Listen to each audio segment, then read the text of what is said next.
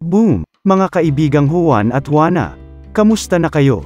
Ako nga pala si Pedro, ang aalalay sa inyong host narrator dito sa kubo ni Juan dahil nagiging busy siya nitong mga nakaraang buwan. Salamat daw sa inyong mga naging support sa kanyang channel simula pa noong una.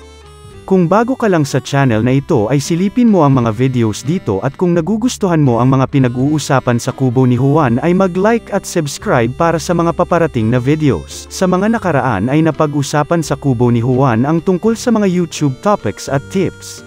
Sa video na ito ay pag-uusapan natin ang income tips. Ito ang mga tips para sa mga walang income sa ngayon.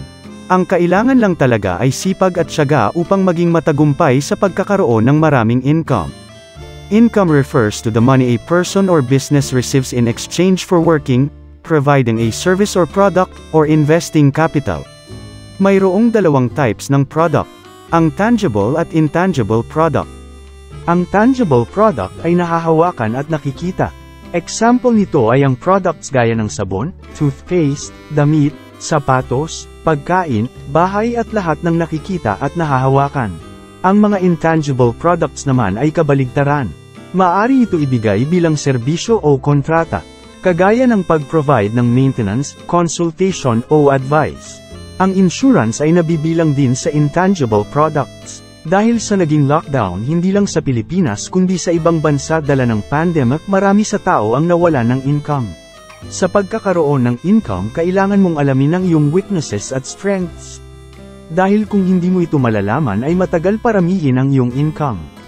Bakit? Dahil kung mas lamang ang weaknesses mo malamang ay lagi kang takot sumubok sa anumang pagkakakitaan. Malamang ay isip ka lang ng isip at hindi ka makapag-start ang negosyo para magkaroon ng maraming income. Kailangan mong ilabas at develop ang anumang skills mo para makapag-generate ng income. Gaya ng tagline ng channel na ito, Be brave, keep going.